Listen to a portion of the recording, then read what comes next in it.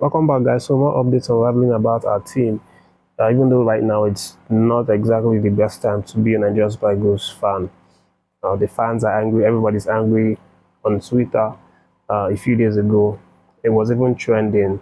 The search term "sack Finidi" was actually trending for a couple of hours, and apparently most of the fans want Coach Finidi to go. Not just the fans, but also the boss himself, Senator John Eno, who's the Minister of Sports, who's actually bigger than NFF. He's also angry and is demanding an explanation from NFF to Nigerians why the team is faltering. Also, an explanation to the government who have invested uh, a large amount of money into the team, yet they still went and failed. But there's been lots of reactions as well from ex-internationals who have also weighed in, and there's been a couple of them. But the one that has piqued interest, a lot of interest, is the one coming from uh, ex-Watford and ex-Super Eagles defender Sam Sodje, who has now weighed into the situation. Sam Sodje has questioned the mentality of Coach Finidi, and his style of play from these two games that we've seen, that we didn't really get the result. Sam Sodje is saying that it's not out of place if the NFF actually decide to fire Coach Finidi, because he has not showed that he is competent to handle the Nigerian Super Eagles. And but the man is saying that it's not about firing coaches, it's not about firing Finidi, that it's about what's next. If you sack Coach Finidi, what's the next thing to do? Is who is the next person to appoint? This is the question that Sam Sodje is asking, asking NFF at this moment. Sodje, of course, talks about his respect for Coach Finidi, that he is a great admirer. He's not disputing the fact that Finidi is a legend as a player, but he is questioning Finidi, the coach, and is not impressed, is not satisfied with the result that Finidi has got for Nigerian Spiders. Not only the result, but also the style of play, as I said.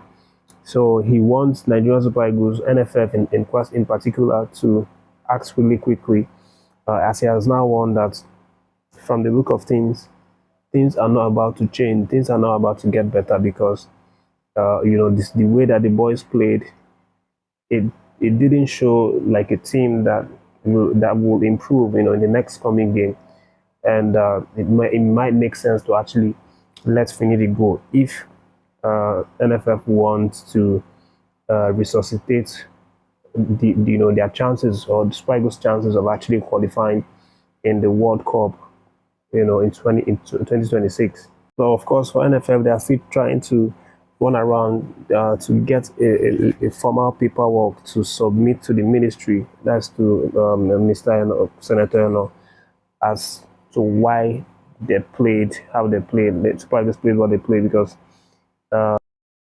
is going to hold NFF responsible for such a bad result, and then NFF are going to hold Finidi for a bad result. NFF actually employed Finidi, so they are responsible for Finidi, and uh, Eno will ask all the questions to NFF. So they are trying to get all these documents ready as to why we didn't win that game. But moving on from that one, guys, there are still a few updates I have here, and the next one is the fact that Stanley Nwabali is now almost 100% certain that he's going to leave Chippa United next season. And this, is something that not just anyone has said or claimed, but it's something that his coach, the head coach of the Chippa United side, has now said. Sean Lowe, who's the coach of the Chippa United side in South Africa, has now claimed that it may be impossible right now to prevent Stanley Nwabali from leaving. He says that it's in fact impossible because of the number of interests that have flown in for the goalkeeper. In his word, he says that the club has received around 10 to 12, between 10 to 12 offers for the informed goalkeeper from different clubs, in Europe, in Saudi Arabia, and a few from the South African PSL League. And this interest, that are like 10 to 12 are like verbal interest. He said that there is also some hard copy paper interest as well, but those ones are not up to like the 12. But from how the clubs are actually chipping in to inquire about Stanley Nwabali, he says it impossible that Stanley Nwabali is going to remain in Chippa United. He doesn't even think Stanley is going to remain in South African League for next season because of the large influx of interest from clubs in the Europe. For Stanley Nwabali, we know that he's keen to make a move to a different club, experience new team, new culture, new experience. He once said that, and we talked about that in the last video, that he talks about the fact that he wants to experience new culture, new team, and all of that, hopefully in Europe.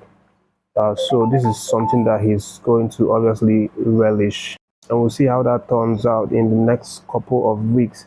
But moving on, let me let you know that Taiwo Awoniyi is now someone who's gotten the interest of Julian Lopetegui, who's the new head coach of the West Ham side. Lopetegui apparently wants to sign Taiwo Awoniyi from Nottingham Forest and bring him to West Ham as he seeks to bolster his attacking options. Awoniyi, who's recovering from injury, is was recently spotted in Kaduna, where he was recovering from injury alongside the likes of Moses Simon.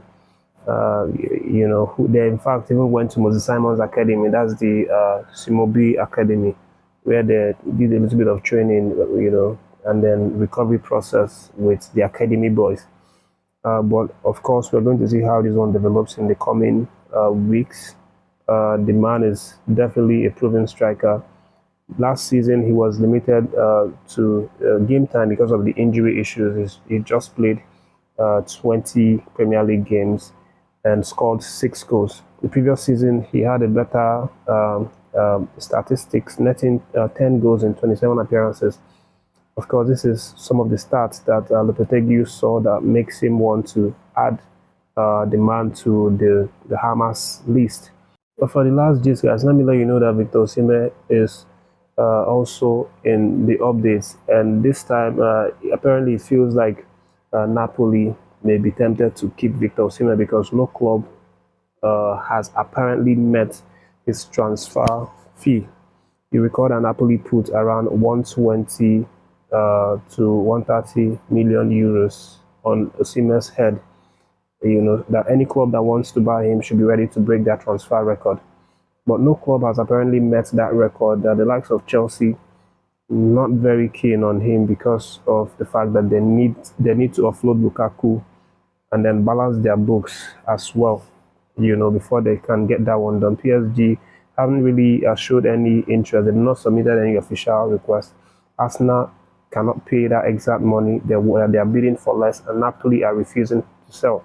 So this has led to Napoli's bosses hinting that they might in fact decide to keep Osimhen because they also are not willing to sell below that 120, 130 million euro that they've put on Osimhen. But we'll see what happens in the next couple of days. Thanks for watching. That's the update for now. Thanks for tuning in. Make sure to like and subscribe the video. React to any of the stories that you like. Stay tuned to the channel, guys. More updates on Unraveling in the coming hours.